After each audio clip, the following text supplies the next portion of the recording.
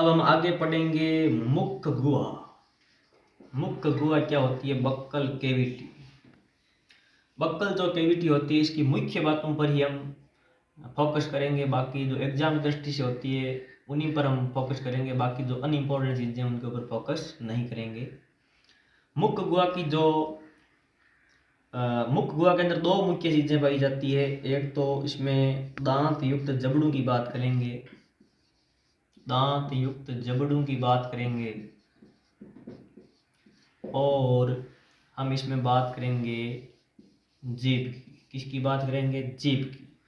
तो जीभ के बारे में ऐसी कौन कौन सी, सबसे पहले मैं जीभ की बात कर लेता हूँ। जीभ के बारे में कौन कौन सी चीज़ें हैं वो पूछी जा सकती है। सबसे पहले आप याद रखोगे यह एक मांसपेशीय अंग होता है। मैं सीधा लिखता हूँ, यह क्या होता है? मांसपेशीय अंग। मांसपेशीय अंग होता है। इसका जो आगे वाला भाग होता है वो स्वतंत्र होता है, और पीछे वाला भाग है वो मुख्य गुहा के आधार भाग से जुड़ा हुआ रहता है। वो आप याद रखो कौन सी संरचना के द्वारा जुड़ा हुआ रहता है, तब उसको आपको याद रखना चाहिए।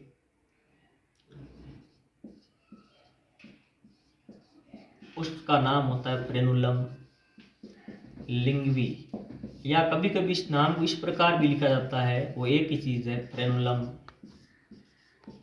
लिंगुअल। फ्रेनुलम लिंगुअल, ये दोनों नाम आप याद रखो। ये मोस्ट है कि जो जीभ का आधार भाग होता है मुख्य गुहा में कौन सी संरचना द्वारा जुड़ा हुआ रहता है? फ्रेनुलम लिंगवी या फ्रेनुलम लिंगुअल इसको कहा जाता है। और जीभ के कार्य वगैरह सबको याद होते हैं। ये इंपॉर्टेंट चीज़ थी जो मैंने बताई है आपको, यह आप ध्यान रखो जीभ के बारे में। फ्रेनुलम लिंगवी या फ्रेनुलम लिंगुअल नामक संरचना के द्वारा जुड़ा हुआ रहता है। जीभ के अलावा हम बात करते हैं दांतों की। हम जो एनसीईआरटी और आरबीएससी किताबों के अंदर लिखा हुआ उन्हीं के ऊपर चर्चा करेंगे, बाकी जो बकवास चीज़ें होती हैं उन पर बिल्कुल चर्चा नहीं की जाएगी। मनुष्य के अंदर जो दांत होते हैं वो 4 प्रकार के होते हैं। कितने प्रकार के होते हैं? 4 प्रकार के होते हैं। कौन कौन से होते हैं? सबसे पहले आप याद रखो इंसाइजर दांत, इंसाइजर दांत। दूसरे जो होते हैं उनको बोलते हैं हम केनाइन, और तीसरा जो प्रकार होता है उसको हम बोलते हैं प्रीमोलर। क्या बोलते हैं? प्रीमोलर। और जो चौथा प्रकार होता है उसको हम बोलते हैं मोलर। क्या बोलते हैं? मोलर। इनको कृंतक कहते हैं, इनको रदनक कहते हैं हम हिंदी के अंदर, और इनको हम अग्रचौर्णक कहते हैं, और इनको हम चौर्णक दांत कहते हैं। चौर्णक दांत कहा कहते हैं। 4 प्रकार के दांत होते हैं। ये जो चारों प्रकार के दांत होते हैं ये आप उतार लीजिए वीडियो को पॉज करके, इंसाइजर, कैनाइन, प्रीमोलर और मोलर। अब हम बात करेंगे आगे। जो दांत होते हैं ये मनुष्य में, इन दांतों की 3 विशेषताएं होती है, वो आपको याद रखनी चाहिए। मनुष्य के जो दांत होते हैं उनकी 3 विशेषताएं होती है। एक आपको याद रखना है कर्तदंती, एक याद रखना आपको द्विबार दंती, द्विबार दंती, और एक आप याद रखना जिसको कहते हैं विषम दंती। क्या कहते हैं? विषम दंती। गर्त दंती का मतलब क्या होता है? जो हमारे दांत होते हैं वो जबड़ों की जो अस्थियां होती है उन अस्थियों के गड्ढों या गर्तों के अंदर धंसे हुए रहते हैं, इसलिए इनको कहा जाता है गर्त दंती। ये इंपॉर्टेंट है। गर्त दंती का मतलब क्या है? जबड़े की जो अस्थियां होती है उनमें पाए जाने वाले गर्तों के अंदर दांत है वो धंसे हुए रहते हैं, इसलिए इनको बोला जाता है गर्त दंती। मनुष्य के जीवन में दांत है वो 2 बार आते हैं, 2 बार निकलते हैं। सबसे पहले जो दांत आते हैं वो अस्थायी दांत होते हैं, और बाद में आने वाले दांत है वो क्या होते हैं? स्थायी दांत होते हैं। तो द्विबार दंती कहते हैं, ये दांतों की विशेषता है। और विषम दंती का मतलब होता है कि मनुष्य के जो दांत है वो समान प्रकार के नहीं है। सभी 32 के 32 जो दांत है वो समान प्रकार के नहीं है, ये अलग अलग प्रकार के होते हैं, जैसे इंसाइजर, कैनाइन, प्रीमोलर और मोलर। इसलिए ये दांतों की 3 विशेषता भी आप उतार लीजिए, कृत दंती, द्विबार दंती और विषम दंती। अब हम देखते हैं जो मनुष्य का दंत सूत्र है वो क्या कहता है। मनुष्य का दंत सूत्र, दंत सूत्र जो होता है वो आपको याद रखना है। दंत सूत्र,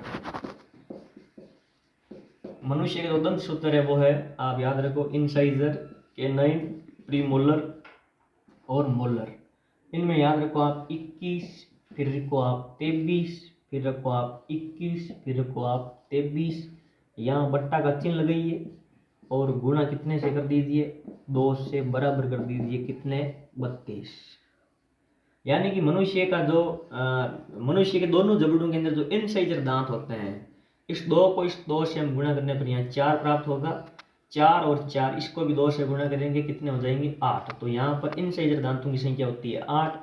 कैनाइन की संख्या इसी प्रकार होती है आपके 4, और जो प्री मोलर है उनकी संख्या कितनी होती है, 8, और जो मोलर दांत होते हैं इनकी संख्या होती है 12। तो ऑल टोटल इनको जोड़ने पर जो हमारा मान प्राप्त होता है, परिणाम प्राप्त होता है, वो कितना प्राप्त होता है, 32। मनुष्य में दांतों की संख्या कितनी होती है, 32 होती है, इनसाइजर, कैनाइन, प्री मोलर और मोलर। ठीक है। अब इनमें से सवाल कैसे पूछा जाता है, क्वेश्चन कैसे पूछा जाता है, भाई ये जो ये तो ऊपर वाला जो है ये ऊपरी जबड़ा है, मान लीजिए ये निचला जबड़ा। तो यहाँ पर इस प्रकार पूछा जा सकता है, भाई ऊपरी जबड़े के अंदर प्री मोलर दांतों की संख्या कितनी है, तो कितनी बताओगे, 4 बताओगे। इस 2 से गुणा कर दोगे, कितनी हो जाएगी, 4। अब आपको ऐसे भी पूछा जा सकता है कि जो ऊपरी जबड़ा उसके अर्धांश में प्री मोलर की संख्या कितनी होगी, तो अर्धांश के अंदर प्री मोलर की संख्या है वो 2 होगी। कितनी होगी, 2, आधे जबड़े के अंदर, ऊपरी आधे जबड़े के अंदर। ये भी आपको ध्यान रखना। ये दंत सूत्र है, ये भी आप उतार सकते हो, 21 23 21 23 गुणा 2 बराबर 32। जो बच्चे का दंत सूत्र होता है वो किस प्रकार का होता है, बच्चे का दंत सूत्र देखो, बच्चे का जो दंत सूत्र है वो होता है 21/02 21/02 गुणा 2 बराबर होता है 20। मनुष्य जो बच्चा होता है उसके अंदर टोटल दांत कितने होते हैं, 20 होते हैं, जिनको हम दूध के दांत कहते हैं। ऐसे ही दांत है, ये गिर जाते हैं उम्र के साथ।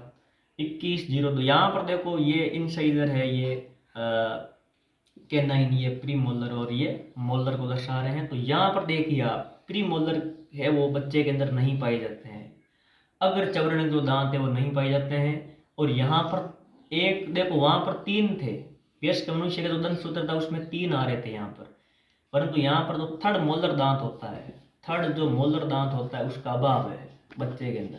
थर्ड मोलर, जिसको हम अक्कल डांट कहते हैं, ये अवशेषी अंग है। अक्कल जो दाढ़ होती है ये अवशेषी अंग है, ये बाद में आता है। यहाँ बच्चे के दंत सूत्र में केवल यहाँ 2 ही लिखा हुआ है, इसका मतलब यहाँ पर थर्ड मोलर दांत का क्या है, अभाव है, जिसको अक्कल डांट या इस शरीर का क्या है, अवशेषी अंग है। तो ऑल टोटल कितनी संख्या होती है यहाँ पर, 20 होती है। और प्री मोलर दांतों का बिल्कुल क्या होता है, यहाँ पर अभाव होता है। ये दांत के बारे में आपको जानकारी होनी चाहिए, जो अक्सर एग्जाम के अंदर पूछी जाती है। अब आपको एक चीज़ है वो याद रखनी है दांत के बारे में।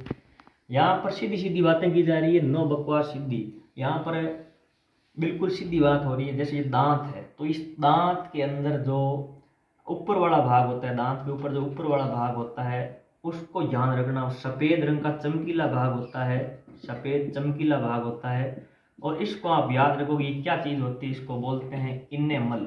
क्या बोलते हैं, इन्नेमल, या इसको हिंदी के अंदर किताबों के अंदर नाम मिलता है दंत उलक। क्या मिलता है, दंत उलक। ये जो है वो कैल्शियम हाइड्रोक्सी एपेटाइट होता है, याद रखोगे आप, कैल्शियम हाइड्रोक्सी एपेटाइट, इसका रासायनिक हाइड्रोक्सी संगठन होता है। कैल्शियम हाइड्रोक्सी एपेटाइट, इसका रासायनिक संगठन होता है। ये क्या होता है, कैल्शियम जो फॉस्फेट होता है, कैल्शियम जो फॉस्फेट होता है उसका ही एक लवण है, उसका एक रूप है। याद रखोगे ये नाम, ये तो सबको पता होता है, ये याद रखना, कैल्शियम हाइड्रोक्सी एपेटाइट, कक्षा 10 एनसीईआरटी के अंदर लिखा हुआ है, ये याद रखोगे आप। एनसीईआरटी के अंदर लिखा हुआ है, ये याद रखोगे, नया अपडेट होकर आया कैल्शियम हाइड्रोक्सी एपेटाइट। ठीक है। तो ये थी दांत के बारे में जानकारी। ये शरीर का सबसे कठोर पदार्थ माना जाता है, इनेमल है वो शरीर का सबसे कठोर पदार्थ है, वो माना जाता है। आपको पता होना चाहिए कि जब मुंह की पीएच है वो 5.5 से जब कम हो जाती है तो दंत शरण प्रारंभ हो जाता है। जो इनेमल है इसके अंदर गड्ढे पड़ने शुरू हो जाते हैं, इसका शरण होने लग जाता है, टूटने लगता है ये।